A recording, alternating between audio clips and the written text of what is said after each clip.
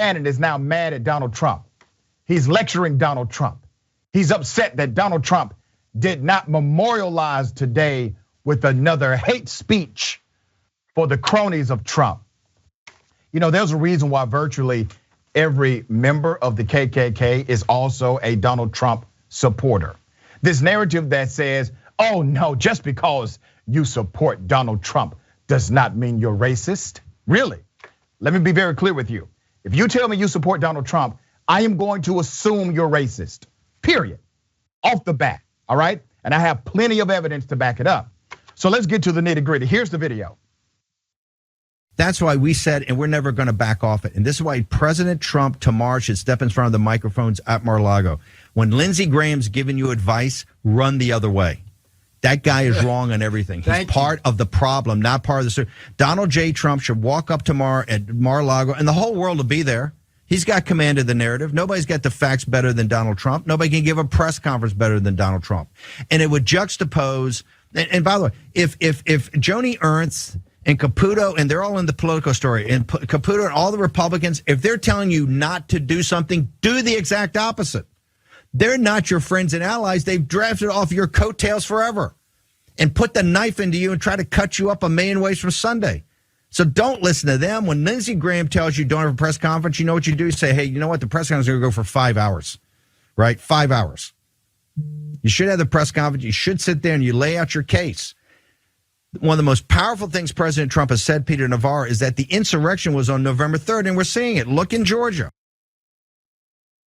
A damn lie. The insurrection took place on January 6th of last year. Today is the anniversary of that attempted overthrow of the American democracy, the US Constitution, the certification of the election. All of that happened. The threatening of Mike Pence, the threatening of members of Congress, the threatening of Capitol Police officers, the threatening of our American democracy in total.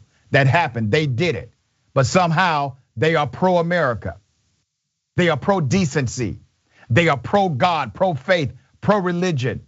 It's ridiculous. It's insane. Here's the reality, ladies and gentlemen. Steve Bannon and the crew, they do not want democracy. They never did. They want anarchy. They want anarchy so they can start creating their own rules. Here's the narrative from members of the White House at the time and the street team, the terrorist attack, the people that actually committed acts of terrorism. It was a plan. What was the plan? The plan was to prolong the certification. They wanted to prolong the certification so that the certification did not take place within the constitutional time parameters. Because if you could successfully do that, you're now in what's called a constitutional crisis where the rules are undefined. Why do they want the rules to be undefined? So that they can make up the rules at that point. That was the strategy. That narrative has now been stated on the record. They had a plan to simply prolong it. Steve Bannon lashed out at several Republican senators on Wednesday after they reportedly convinced former President Donald Trump to cancel a press conference that was scheduled for the anniversary, which is today, of the January 6th terrorist attack on the US Capitol. Let me be very clear. I do not buy that. I do not buy the spin that somehow Republicans are the ones who talked Donald Trump out of doing this speech. Now, they're going to spin it this way, and even Donald Trump is going to say it, but he really reveals himself in his own answer. The truth of why Donald Trump did not do it, in my humble opinion, based on assessment, is because many media outlets said they would not cover it. They would not give him the space. They would not replay. That's the echo chamber of media. It's a media strategy. It's part of media theory called framing theory. They said we're not going to engage in promoting his proclamations on the anniversary of January 6th. That's what did it. That's the reason why he decided to withdraw. Now they're blaming Lindsey Graham and others who likely did advocate for him not to do it only because of their own political interests, because they would have to defend the lie again, that somehow Trump supporters were not behind it, or somehow Trump did not radicalize and then instruct them to do exactly what they did. Trump said, and I quote, "The insurrection took place on November 3rd, Election Day. January 6th was the protest. Trump said in a statement Thursday before the House voted to hold former Trump aide Steve Bannon in contempt for defying a subpoena from the committee investigating the Capitol riot. All right, now there's another report. This report came out just a few days ago that said Senator Lindsey Graham and Fox News host Laura Ingraham pushed Trump to cancel the January 6th press conference. During this Wednesday broadcast, Bannon was livid about the cancellation.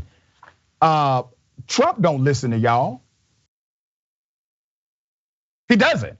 He does not listen to Lindsey Graham. He does not listen to Ingraham. He doesn't listen to any of them. He doesn't listen to anybody. He doesn't even listen to his own children. Okay, that's why I do not believe this spin narrative. So Bannon goes on to say, we are never going to back off of it. This is scary language, but it's important to highlight. Bannon also said, and that's why President Trump tomorrow should step in front of the microphones at Mar-a-Lago. Bad advice, but that's what he's telling Trump he should have done today. When Lindsey Graham is giving you advice, run the other way. That guy's wrong on everything. He's part of the problem, not part of the solution. That is their sentiment. They are imploding. Their white supremacist message is imploding, but it has been imploding since day one. And what they have successfully been able to do is recruit individuals who at one time would stand against that ideology are now friends of that ideological chaos. Remember, it was Lindsey Graham who said Donald Trump was a race-baiting, xenophobic bigot. It was Lindsey Graham who said that about Donald Trump until Donald Trump made Lindsey Graham his you-know-what. Lindsey said that about Trump. And now Lindsey defies all medical science by standing upright with absolutely no backbone. There's more. Donald Trump said in a statement Tuesday evening, in light of the total bias, now this is why he canceled. In light of the total bias and dishonesty of the January 6th unselect committee of Democrats, two failed Republicans, and the fake news media, I am canceling the January 6th press conference at Mar-a-Lago on Thursday, and instead we'll discuss many of those important topics at my rally on Saturday, January 15th in Arizona. It will be a big crowd, all right? Now, that's the part they want you to believe, because naturally they would like this to somehow be the fault of Democrats. Good. If I was Nancy Pelosi, I would take credit for it. You're damn right, I'm the one that stopped Trump, even if it's not true. But he reveals himself because he's a simple-minded man. He says this, what has become more and more obvious to all is that the lamestream media, there it is. That's the reason, Trump.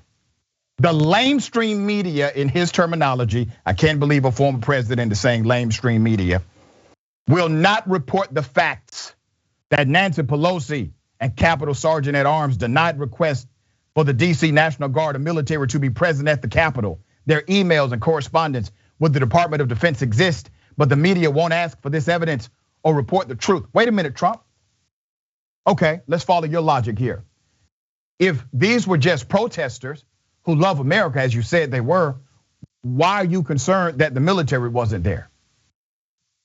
All right, Senator, what are your thoughts on this whole debacle? Oh, I sigh. I mean, what this man craves the most is attention. So you hit the nail right on the head. It was the media's refusal to go live with him that made him absolutely turn this around. Having Steve Bannon go on the tirade shows very clearly that there's trouble in Trump worlds. But whatever the reason is, unless Donald J. Trump was going to step up to the podium and denounce what happened on the 6th, apologize for the role, throw himself on the mercy of the American people and ask for forgiveness, there is no need for him to say anything today. Very well said. Very well said. And we have to continue to call a thing a thing. Donald J. Trump is in charge of the largest cult known in American history. He has radicalized domestic terrorists. They have engaged in already one massive act of terrorism, and they are being treated as if they have simply went over the speeding limit. Minor infraction.